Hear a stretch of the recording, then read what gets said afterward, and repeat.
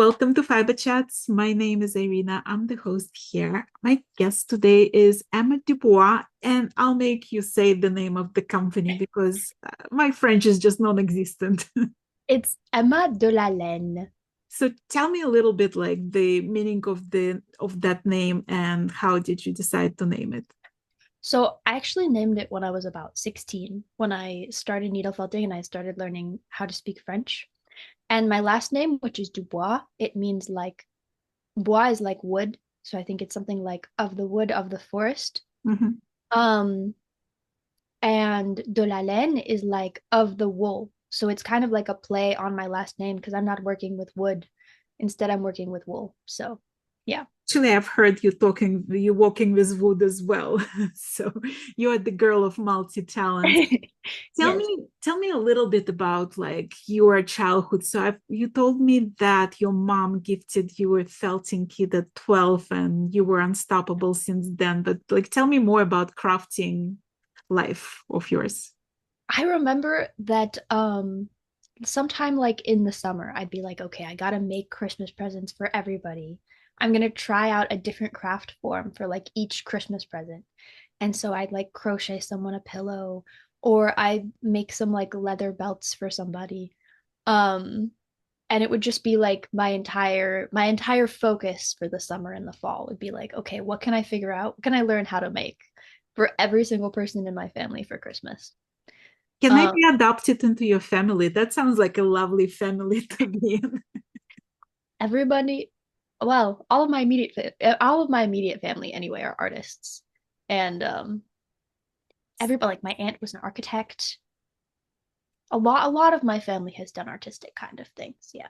So, how did you go about learning how to crochet or felt or any of that? What's your process like? I think crocheting. I think I took a little class. I think do you remember when a lot of people started doing yarn bombing? I Right. think there's a university near my house, and they'd often do like classes for things. And I think I did like a yarn bombing class Mhm. um, for crocheting. Then there was like I think I learned how to knit too, but I did that a little bit less. I knitted myself some bracelets at one point, but it took so long. I was a little bit less motivated to do it, I think. Right. Um, that was a local knitting shop though, where I learned that. And then I did some macrame. I think I had a book. I think I had a book. I made myself like that thing you need that like a piece of wood and hammered some nails into it and then attached the strings and did macrame on it. Um, oh, I also did 4-H. Have you heard of that? No, tell me more. It's like this, maybe it's similar to Girl Scouts or Boy Scouts. I've never done that, but that could be a comparison. They have like you meet every week and do like a craft together, and there's local groups that are either just general or like livestock farming based. I think it's more livestock farming based in general, but there are also like groups in small towns where you just do crafts or cooking or and then you submit all your projects to the local fair to be judged. And you can like do presentations. It's kind of an opportunity to like, oh, I learned how to sew there too. And then they have like you wear your sewing projects for the little runway thing and you have to like write something about it. So yeah, so for 4-H I learned how to sew and you would like enter these little competitions where you were judged and you like modeled your outfit or modeled like I made like a pillowcase at one point. I like made a pillowcase in like pajama bottoms. Walked on the runway, had the judges judge you. I don't know. Was that like intimidating at all or Yeah. Yeah, it was definitely intimidating. I think the thing that scared me the most was doing presentations, like having to stand up, talk about something for like 15 minutes and then be judged on how well I talked about it. It was a little bit less intimidating for the art projects, but still scary. Like the whole thing, I was like, oh my gosh, I don't know. I don't know. Afraid that I would do badly. And they were pretty strict, I guess, too. Not terribly strict. I mean, we were all kids. We were all not perfect at what we were doing, but yeah. Oh, I learned embroidery there too. And we did like glass etching and I learned how to make an electrical cord. All That sorts of sounds things. super cool. Yeah. Yeah. That sounds something like I would like to do right now, like learn a little bit every week, something new. It's, super interesting. Yeah. Yeah. Well, when you thought about your own projects that you were making, were you always very critical of your own things? No, I think I would spend a long time on them. I When I started doing needle felting, I decided I didn't want to use wire. I don't know why, but I was like, I don't want to use wire in my sculptures. I want them to stand up by themselves with no wire. I want to see if that's possible. So that was the only condition I set for myself. But otherwise, I wasn't upset if I didn't think they turned out perfectly. I'd work on them for a long time, but I wasn't blaming myself for them being bad. It wasn't like I wasn't beating myself up over it. Right.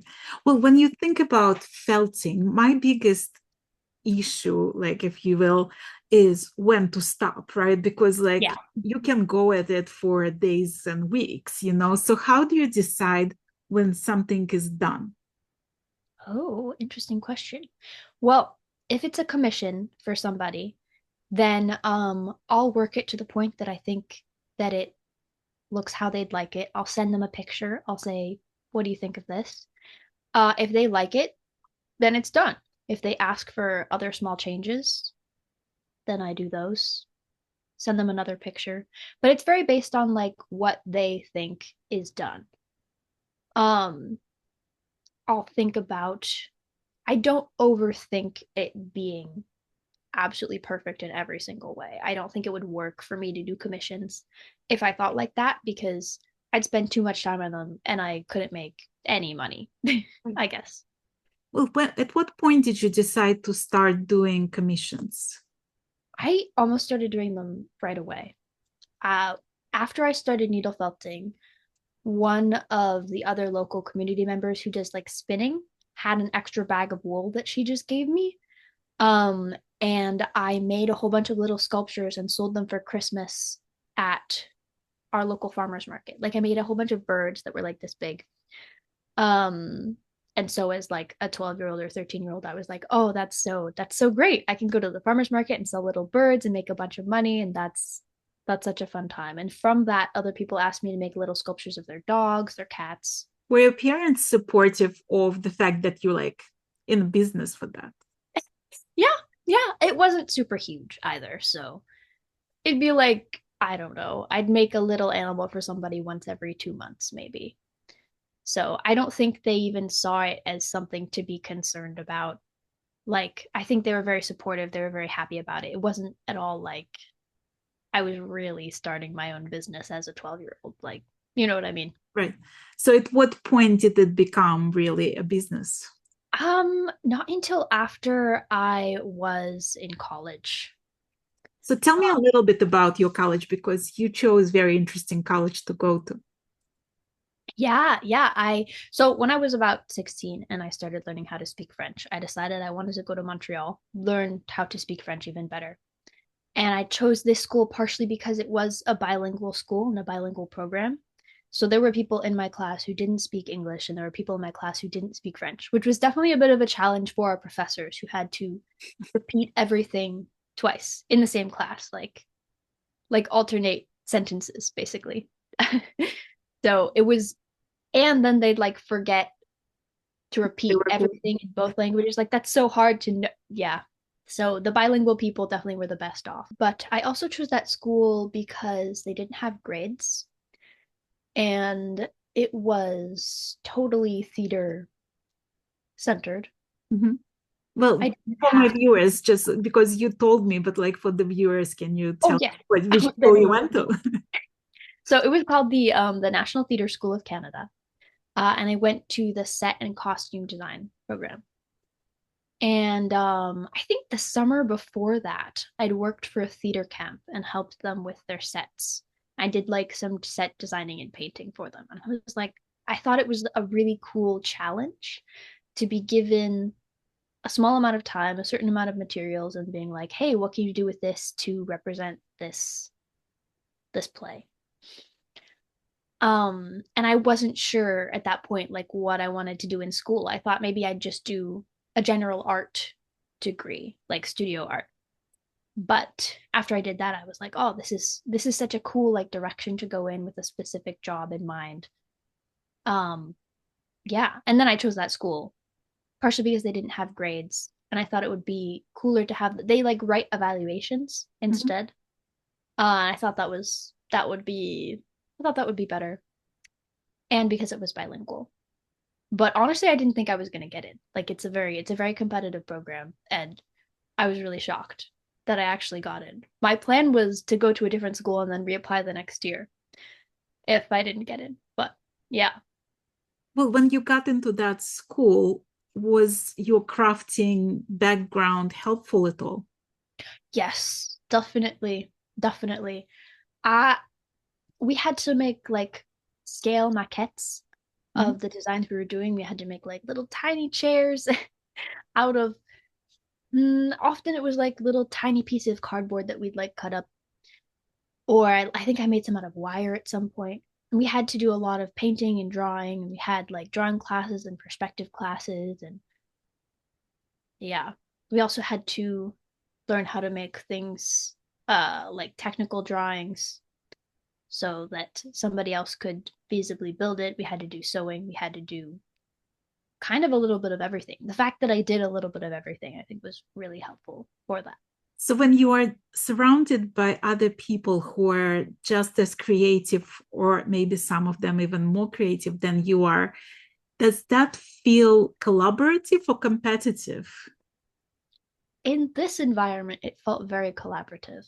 Like you could ask your friends for help, you could work together on a project. I could imagine in a different school that it would feel competitive, but I think this school was so intense, like the workload that you had, that was the thing that was helping everyone make it through. The fact that you could rely on your friends and you could, that it was such a collaborative environment. Like, yeah. Was there something that surprised you about yourself, like when you were in school? Well, it was a very difficult time for me because my dog was really sick while I was there, and I had him there with me. I was also just really struggling with the workload and the amount of things I had to do, and because I'd never a lot of people who were in that program had already done a degree. It was more of a place you went after you'd already done a bachelor's degree. And so it was much more new for me than a lot of my classmates and peers. And I was in a new city alone, trying to figure out everything. So I don't know if there were really things that surprised me. I just remember it being really difficult. And I think that I I felt like my teachers didn't totally understand that, which I know like you can't be like, "Oh, it's okay if you don't complete the work."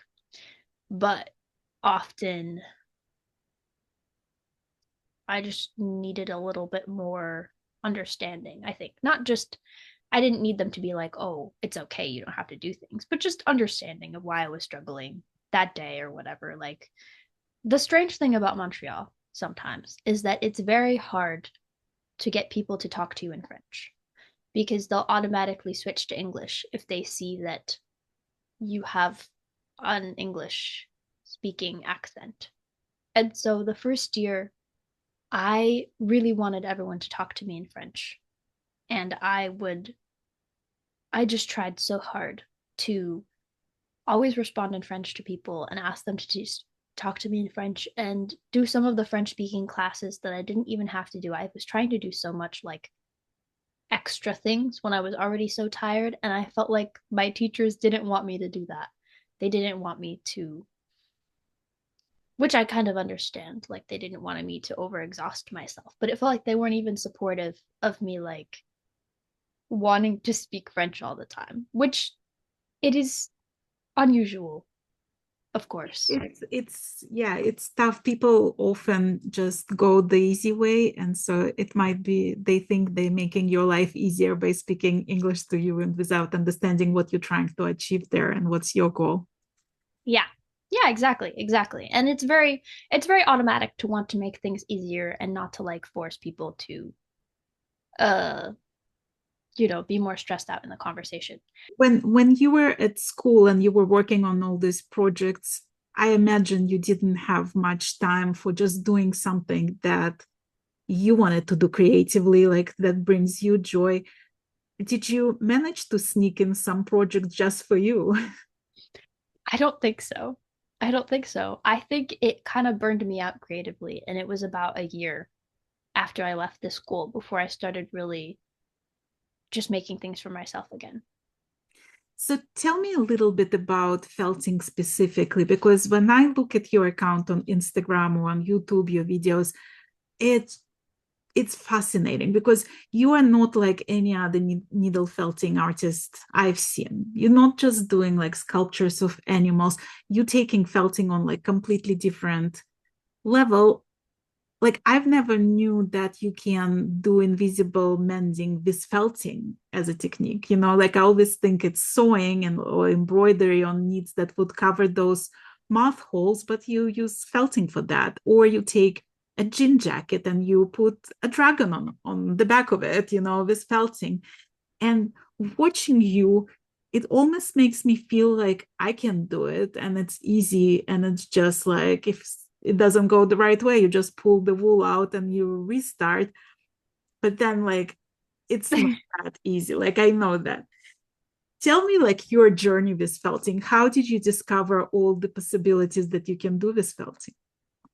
Think I've always liked to just try things because I wonder if they're possible. And I think, what's the craziest thing that I could do with this? And sometimes I haven't even done all of these ideas yet. One of my ideas was like, oh, could I make something that looks like a piece of glass out of out of wool? Like, could I make like a wine glass? Could I make I'd love to make something even bigger. Could I make a chair? Could I make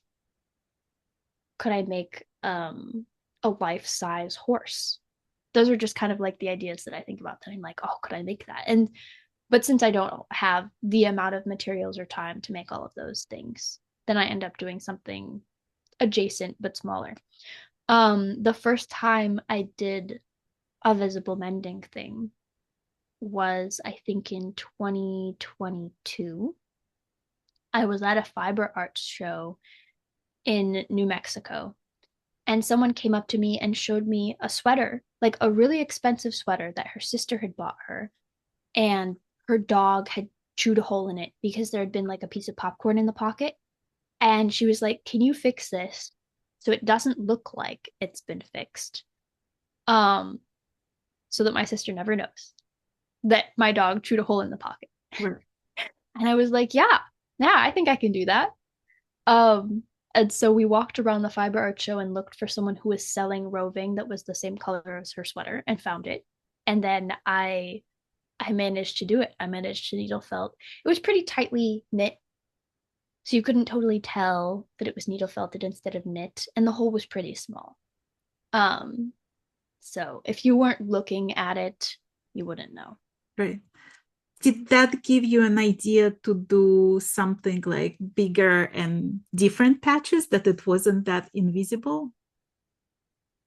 I think then a couple months later, I found this cashmere sweater that I just put somewhere that was like really soft. And I think I hadn't thrown it out because I thought it was so nice. It was so soft, but it was literally covered in holes. Like I still haven't finished fixing that sweater because every time I pick it up, I find more holes, like probably 50, 50 or more holes. And I thought about doing like an invisible mending on it, but then I was like, that would take too long. There's too many holes. I can't do that. And so I just did like orange squares instead, and then put a fox design on it because I thought that would go with the squares. So this is a purple martin holding a dragonfly in its beak. So how long does it take you to do something like that? And how do you go about doing it? Because I saw you do two different things. I saw you draw something on water soluble fabric and then felt it, right? And then put water on it to dissolve the fabric. And I also saw you going completely like free form, just out of your head, which like that blew me away, like, and scared me slightly. So how did you go about that, Martin? Most of my commissions, I just do free form. I sketch it. The water soluble paper, that is the first time that I did that on those two videos with the fruit. And that is for a kit I'm planning to make for other people to be able to make felted fruit to cover holes on their own clothing. Yes, please, because that would be a brilliant idea. Oh, thank you. That's my plan. I'm hoping to have some ready at the beginning of June, but I feel like I've been doubting myself a lot with the process and making the instructions clear because I do have this. It's kind of like what you said. In my mind, I'm like, this is so easy. This is so Right. I just take the wool and I lay it out, and if it's wrong, I just pick it up and put it down in a different way. But I've been doing it for so long, I know that I've developed different tricks and strategies that I use unconsciously that I need to figure out what they are and how to explain them. And I've been teaching some classes recently too, which has really helped me see like what are the things that aren't clear when you're first starting felting? What are the things that people like don't know intuitively? Tell me Yeah, about the first class you taught. How was that? Was that intimidating? it was so intimidating. It was to make some apple earrings, and I had 3 hours to teach people how to make apple earrings. And I think I had about 4 people in the class. And I also had one of my friends there with me who knew some about needle felting. It was in New Mexico and he was visiting me. And so I was kind of having him there just because he was there already. But he was also like helping a little bit with people. If I was helping one person, he could help another person since he knew some about needle felting. Um, and I think everyone had a really good time, but it took the full 3 hours to make one tiny apple each. And I felt kind of bad. I was like, oh my gosh, I feel like I'm not explaining something properly if it'll take a full 3 hours to Well, make I mean, tiny apple. to make you feel better, right? I took a Yeah. needle felting class at Rhinebeck a couple years ago, and we were making a penguin, and it wasn't tiny penguin. So, like, I feel like the tinier things are, the longer somehow it takes to make it look realistic. So the penguin was like, decent size, couple inches, and it took all 3 hours to make something that slightly resembled of penguin but wasn't anything like what they had there, because it's like it also takes a lot of time to actually make it solid, right? Yeah. It's not that you just took a piece of wood and you stab it with the needle a couple of times. You have to go at it for like an extended period of time to make it solid inside, and then you have to like make the whole design on the outside. So things do take time. Like don't think of it as like your personal shortcoming with the instructions. Oh, thank you. I appreciate it. That's good to know too. Like I've never taken a felting class with other people, which is I read books, I had the kit, but I've never like had another person teach me needle felting, and so I have no idea how other people do it.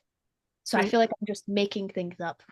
Well, it's also like when people who've done felting for a while, they can take like the tool with multiple needles and make it much faster. When you first take that needle, it's a scary looking thing. Like you think somebody's gonna die with this needle, it's like the barbed kind of. Yeah. And so you go like super slow, trying not to stab yourself. Do you stab yourself still? Oh, definitely. All the time. I I'll needle felt and I won't look at what I'm doing. So if I'm making like an earring like this, I'll like hold it in one hand, stab it with the other hand, and then I'll like talk to somebody or something or watch a TV show. And most of the time that's okay. But still I'll get it's more when I'm like surprised, distracted that I'll stab myself or I'm just even if I'm looking at it too, like I'll just misjudge where my hand is. And I could wear finger guards and stop that being a problem, but it's always so annoying to take them on and off and I Yeah, don't know. yeah. I mean, it's like lifelines in knitting, It's like that it's probably not a bad idea, but nobody has time for that. And Yeah. you don't regret that later, but. But yeah, exactly. Nobody has time for that. So tell me about like your average day. How much time do you spend felting and how do you decide what you're going to do at any given time? Like, is there some artistic freedom now in your life, or is it more about commissions and what's going to sell? That's a good question. I think that commissions go up and down a lot. I've been doing commissions. The last 5 weeks, I did a whole bunch of markets. Um, or so. I think that was I had last weekend I didn't do any markets, but the 5 weeks before that I did a whole bunch of markets. So my life at that point was very much focused on making things that I think will sell at markets, preparing for the markets, pricing things for markets, and it felt like I had no time. In general, when I'm just working on commissions, I think I'll spend like 5 to 6 hours a day felting. Um, or if I'm really trying to get something done in a day, I'll spend more than that. Like, hmm, I've been like this next week, I'm going to go and help teach a Waldorf group with some wilderness education kind of things. Mhm. And I'm trying to finish this one big commission before I go. So I'll probably spend like the rest of the afternoon today working on it and tomorrow. Um, I think in my ideal world, I wouldn't spend more than 5 hours on commissions a day, but it's very variable. It'll be like I'll take a day off and then spend 8 hours on commissions the next day, and then a half day on it the next day, and then take a day off or something. Also, depending on how my hands feel. Well, when you prepare for the market, I imagine you have to make multiple like same things, right? Like repeatable projects. Does that ever get to you that you have to make another pair of earrings and another pair of earrings and you rather make that life-size horse? Yeah, yeah. It definitely does a bit. I'd rather not make so many earrings. Recently, I've increased the price of my earrings a bit, which has helped me feel a little bit less, I guess, sour to them. But because they're so small, it's making earrings are one of the things that I think hurts my hands the most because it's like so small and I have to like hold the felting needle in my fingers and hold the earring in these fingers, and that really hurts the back of my hands to like pinch things like that. Um, and sometimes I'd rather like make a big painting or make a life-size horse or make like just something that the completion is a little bit less painful, a little bit easier. Well, talk Or about your hands, like and taking care of your health. How do you deal with the repetitive stress of needle felting? I try to take breaks. And I think part of the good thing that I do is to not felt all day every day, to felt that all every day for one day and then take a break and then felt more and then take a break. I think that's really important to not do it all day every day and to have breaks of days in between and do other things. Um, Last summer, I had some tendonitis problems that just lasted for like weeks. And I went to the chiropractor a bunch and got like some physical therapy exercises, and that seemed to make it go away. Um, I'm still not totally sure. Like it was, I didn't do a lot of felting during that time until it had gone away. I did a little bit, but I tried to only do it until it started hurting. Right. But yeah, I'm still a little bit confused about how that went away and if it would come back. And So you but have I'm also not sure that that was because of felting. I think that might have been because I power washed my mother's deck, and because I'm so small, Like I had to hold the power washer kind of like this, and it put my shoulder in a weird position because it was after that started happening. Right. So yeah, I'm not sure it was the felting. Okay. I mean, taking breaks is probably a good idea. So when you take a break, what do you do when you don't felt? Like what else brings you joy? Oh, so many things. I've been trying to learn how to play the guitar. I go on a lot of walks. I love looking for like wild edible food. I go horseback riding, hiking, mountain climbing. I'm often like helping out friends with different things. Um, or going on walks with friends or playing games. There's or sometimes neighbors will ask me to help them out in their garden. I think that because my schedule is so free and I do have to take breaks from needle felting, it's then I can more easily help people with things they need help with that other people couldn't because they have 9 to 5 Right. jobs, which is nice just to be able to like it feels good, I guess. Like, Well, when people talk about 9 to 5 and being self-employed, usually being self-employed somehow turns into much longer than 9 to 5 because you have to do so many different things. And with you specifically, like not only you have to prepare for the markets, and I want to get into like what it takes to prepare for the market, but like you have to actually make all the things and you have to market yourself and you have to film those videos and you have to post those reels and reply to emails. And I'm sure there's a gazillion of other things that I didn't even mention. um, do you ever feel like, what on earth am I doing? I should have just gotten 9 to 5 job. I go back and forth about that a lot. I do feel like, what on earth am I doing? I should have a higher paying job. But then I see some of my friends in 9 to 5 jobs, and it feels like they're kind of miserable. And that even if they have their evenings free, they're too tired to do anything with them because they're just going to their 9 to 5 job every way, and their breaks don't feel like breaks. And I feel like the best thing is that if I feel really tired in the morning, I can sleep in and just work till later if I want. That I can, if I'm feeling really burnt out, even if I really need to be working on work, I do have the capacity to say, I'm going to put this off a couple days. I'm going to take a day to just go on a hike. And I think that's the most important thing in like the longevity of me doing this is making sure that I take breaks when I need to take breaks and having like the ability to do that. Not that there aren't people that I know who like do totally great with 9 to 5 jobs, but there's enough people that I see that I feel like can't really live their lives because of their 9 to 5 job. Do you consider yourself an artist or a crafter?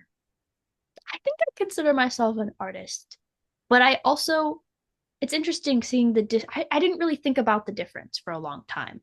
Before this year, I haven't tried to be in galleries. I haven't interacted a lot with like the artistic world, if that makes sense. I only started doing markets really in 2022.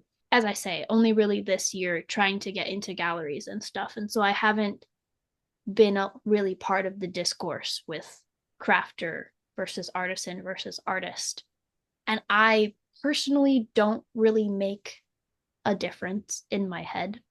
Like I consider crafters and artisans to be artists. Well, Some, what's in your head? Because, like, I catch myself waking up and thinking about my next knitting project and sitting and knitting and thinking about what else I want to knit and going to sleep and somehow having dreams about knitting. What's in your head? I do think I've never had dreams about felting. That's really interesting.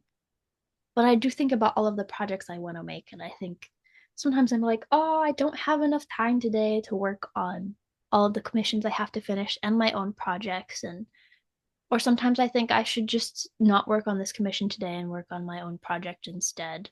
But I do definitely think all the time about what I want to make next. I'll make lists and I'll be like, okay, these are my next projects for me that I want to make next that I have to figure out how to fit in somehow. Well, when you think about next project, is that do you come to it from the business side? Because like I'm sure there are some things that takes shorter and sell for more, and some things that will take forever and then you're gonna have hard time selling, or is it just purely whatever tickles your fancy that day? I think I'd have several levels of things. I have things that I want to make because I want to make them. I think that having a platform on social media means that I can convince myself that it's probably worth it because it'll make a cool video if it looks cool and I'm passionate about it, even if I never sell it. And my going to different galleries and trying to get pieces in shows this year, I also think, oh, well, if it looks cool, maybe I can get it into a show. But then for markets, I think about a different level of more interesting. Like I make the smaller things. I make the earrings, I make like smaller sculptures. I'll have these little glass bottles and I'll put mushrooms in them. Have little felted mushrooms in a bottle. Those are like the little things that I can sell at markets. But I also think about like a mid-level thing that's more expensive but not terribly difficult, like a small painting or a slightly bigger ornament or sculpture that's more complicated. Those are the kind of things that I think, what can I make that looks cool, that's easy, and will sell well? You have hard time pricing things because I find like when you work at 9 to 5 job, it's very easy to go to the boss and negotiate your salary. When it Yeah. comes to handmade things, you suddenly start thinking below minimum wage rates. Is that difficult for you to decide how to price something? Yeah, yeah, it is. Especially because sometimes if I make something for the first time, it'll take longer because I'm not sure what I'm doing with it. Recently, I've been encouraged to price things more, and I think that I know when I feel good about a price based on the amount of effort that I put into it, and I think, oh, that's okay. Like I know that I can do that and that's sustainable, and then I feel happy about the amount of things that I can make for that price. I thought about it and like how much I'd want to make a day, a little bit less in hours, but how much I'd want to make a day and how much. And so pricing felted things based on how much of that thing I can make in a day divided by my ideal daily rate. And I think that I thought something like 200 or $250 a day would be my ideal like place to start at. So I try and price whatever it is I'm making based on that 200 to 250, like a bit of a range so that I can be flexible with it. But that's my kind of goal. Is there something that you've made that you would never sell under no circumstances? Um, Probably this dragon that I made when I was maybe 14 or 15. It I made it with no wire. As I said, that was like my thing. It stands up, it has individual claws, it's holding a little ball under its foot, and the tail curves around, also with no wire. And I spent so much time on that, making it super sturdy. And that's not something that I do as much right now because I want to be able to make things faster and I no longer have that need to never use wire. I think the wire is actually really nice because then you can change the position of the legs, you can bend them. But I think I'd never sell that dragon because it was such a fun it's such a fun thing to have. Like I have this absolutely no wire needle felted sculpture that has all of these interesting elements. So, yeah.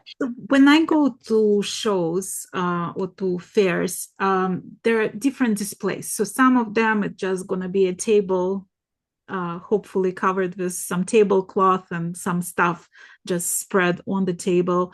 And then there are some displays that like noteworthy.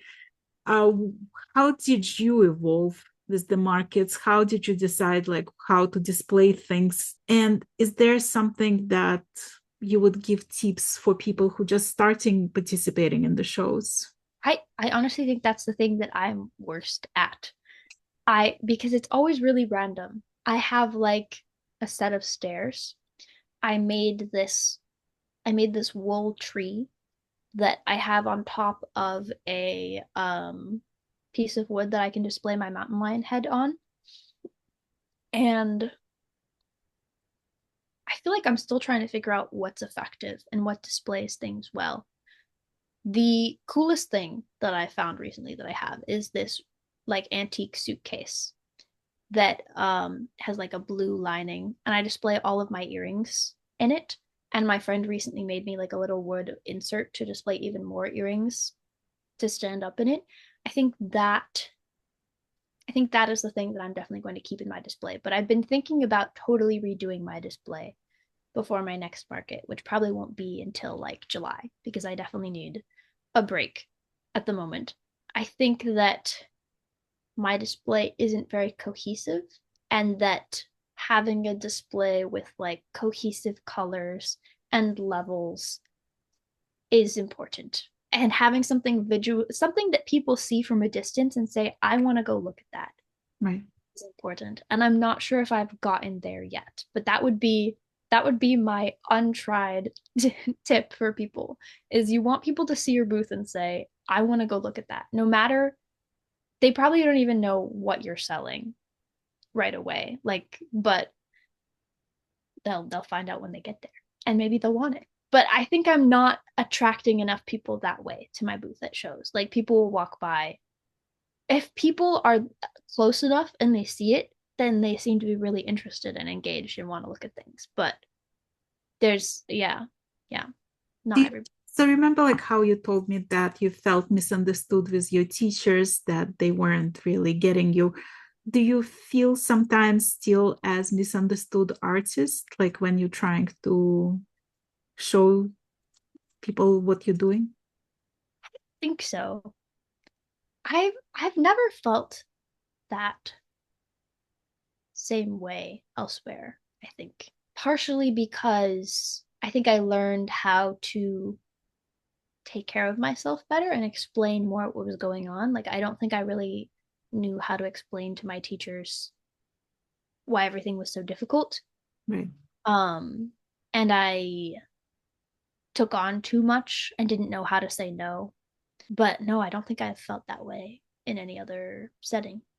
So do you have a vision? Like where do you see yourself going in a few years from now? Like is there a business plan? Is there some ambition to get somewhere with your business? I don't think it's fully formed, but I would love to have more kits and teaching things for people. Because that would be something I could make money from, helping other people learn how to make the art, and also not me always creating every like all the time. Right. Because that's I was saying, like it's hard on my hands. I want to be able to make more sculptures for myself and having more steady commissions that I can kind of pick and choose which ones I want to do. I feel like at the moment I take whatever commissions people commission me for. I don't have enough of them that I can say, "Oh, I really want to make that." Which isn't a big issue to me, but that would be the dream that I can choose what I want to make for people. I think one I'd love to have like my own building where I could teach classes and have people come and hang out and make art. I visited a lot of different places that you can buy wool in person, like different fiber arts places, and I just think it's so cool to have like a space where people can just come and make things together. Right. But I also don't really know where I want to live at the moment, so I would have to decide that first. But I think that would be the dream to be able to have like a physical location where people can come and learn how to felt or just bring whatever project they're working on and hang out together and make stuff. I totally see you in art gallery having a solo exhibit of your felting projects. I don't know. This is my vision for you. I I want to do that too. I want to do that too. I feel like I wish I had more time to make more things. But I'm going to have a solo exhibit this June uh at a local place, and that's going to be really cool. There's a lady who helps do solo exhibits for like emerging artists, and yeah, I'm really excited about that. I need to make more stuff for that this week as well. I reached out to you a couple years ago, I think. Like it's been this interview has been in the works for a while, and between you being busy and me being busy, somehow it just fell between the chairs. And it's very rare when I spot somebody on Instagram and I reach out and I'm like, I really want to interview them. And then it doesn't happen and I forget about it. And then I go back on Instagram one day and suddenly this artist catches my attention. I'm like, I have to interview them. And then I go into the DMs and realize that I already started this conversation. And that was the story with you. So I'm so glad that we finally made this happen. And I love watching your progress. I love watching your process. And I wish you all the very best of luck. I think we're going to hear more about you in the future. Thank you so much. Well, thank you so much for being my guest today. It was really lovely getting to know you a little bit better. And you too. Definitely. You're welcome. Thank you for having me on. Thank you.